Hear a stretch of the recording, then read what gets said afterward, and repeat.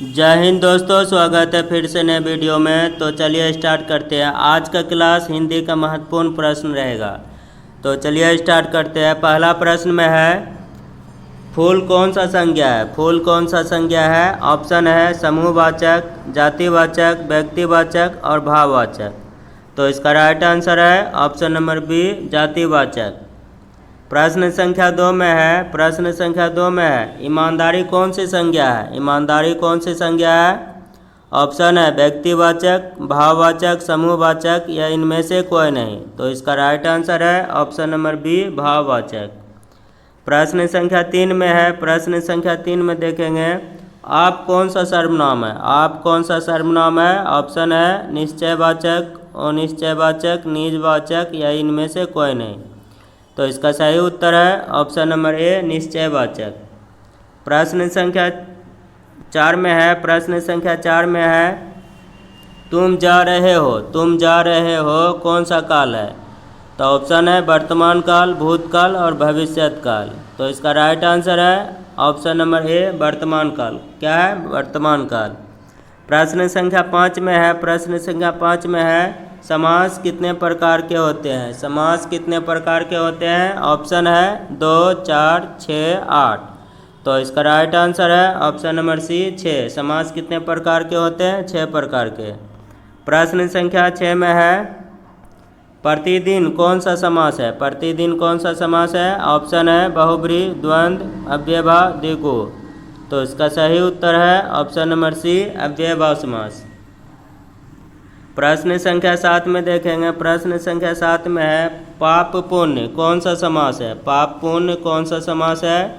Option है द्विगु, अव्ययभाव, द्वंद्व या इनमें से कोई नहीं। तो इसका राइट आंसर है ऑप्शन नंबर सी, द्वंद्व। पाप पुण्य कौन सा समास है? द्वंद्व समास। प्रश्न संख्या 8 में है, यदि तुम चलो तो मैं भी चलूँ, यदि तुम चलो तो मैं भी चलूँ कौन सा वाक्य है? ऑप्शन है विस्मय वाक्य, आज्ञावाचक वाक्य, संकेतवाचक, निषेधवाचक। तो इसका राइट आंसर है ऑप्शन नंबर सी, संकेतवाचक।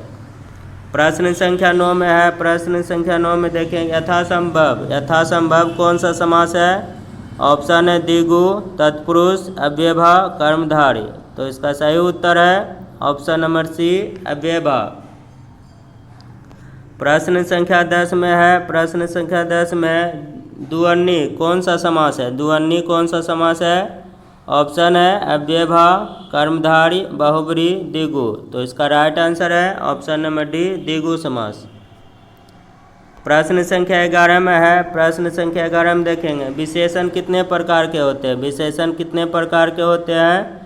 तो ऑप्शन है 2, 4, 6, 3। तो इसका राइट आंसर है ऑप्शन नंबर बी, 4 प्रकार। विशेषण के कितने प्रकार होते हैं? 4।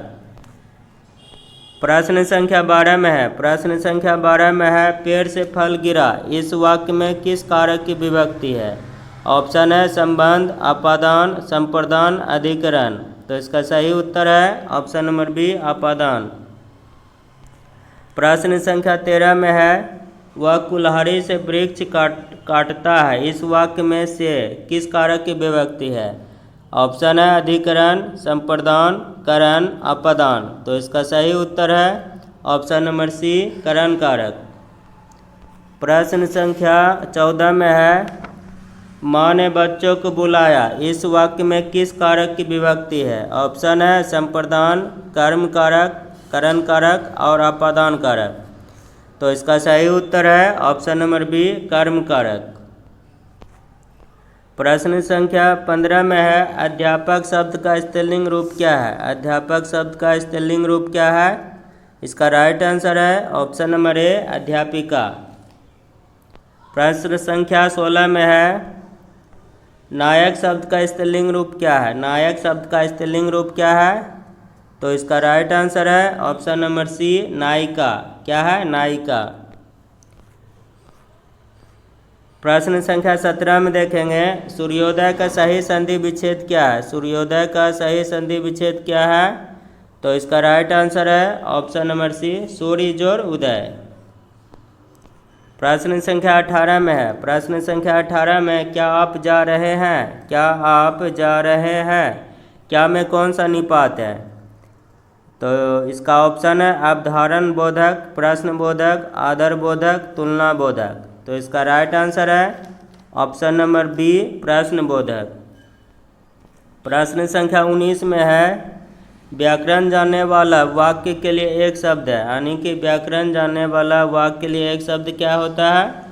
तो ऑप्शन है व्याकरण विशेषज्ञ, व्याकरण पंडित, व्याकरण, व्याकरण ज्ञाता। तो इसका सही उत्तर है ऑप्शन नंबर सी, व्याकरण। प्रश्न संख्या 20 में है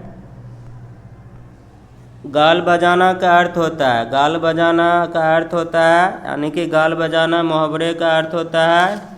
ऑप्शन है पिटाई करना, गाली देना, डींग हंकना, क्रोधित होना। तो इसका राइट आंसर है ऑप्शन नंबर सी, डींग हंकना।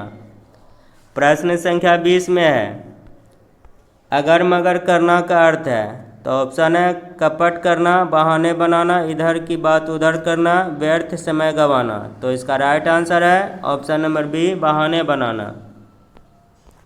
प्रश्न संख्या 22 में है सदैव में प्रयुक्त संधि का नाम है, सदैव में प्रयुक्त संधि का नाम है, मतलब सदैव कौन सी संधि है? तो इसका राइट आंसर है ऑप्शन नंबर ए, स्वर संधि। कैसे? इसका संधि विच्छेद होता है सदा जोड़ एब। इसमें क्या है? स्वर। इसमें हलंत और विसर्ग नहीं लगेंगे, वो क्या कहलाता है? स्वर संधि। तो राइट आंसर स्वर संधि। प्रश्न संख्या 23 में है ये इत्यादि का सही संधि विच्छेद है, इत्यादि का सही संधि विच्छेद है। तो इसका राइट आंसर है ऑप्शन नंबर बी, इति जोड़ आदि। प्रश्न संख्या 24 में है निम्नलिखित शब्दों में किसमें व्यंजन संधि है, निम्नलिखित शब्दों में किसमें व्यंजन संधि है? ऑप्शन है सप्तऋषि, सत्कार, हिमालय, निराधार। तो इसका राइट आंसर है ऑप्शन नंबर बी, सत्कार। क्या है? सत्य जोर कार, क्या हो गया? सत्कार। जिसमें हलंत लगा रहे वो क्या कहलाता है? व्यंजन संधि। जिसमें विसर्ग रहे वह विसर्ग संधि। जिसमें ये दोनों में से कोई भी न रहे वो क्या कहलाएगा? स्वर संधि। तो बी राइट आंसर। प्रश्न संख्या 25 में है हिंदी वर्णमाला में स्वरों की संख्या कितनी है, हिंदी वर्णमाला में स्वरों की संख्या कितनी है? ऑप्शन है 8, 9, 11 या इनमें से कोई नहीं। तो इसका राइट आंसर है ऑप्शन नंबर सी, 11। प्रश्न संख्या 26 में है जो सब कुछ जानता है, जो सब कुछ जानता है क्या कहलाता है? अज्ञ, कृतज्ञ, विशेषज्ञ या सर्वज्ञ। तो इसका राइट आंसर है ऑप्शन नंबर डी, सर्वज्ञ।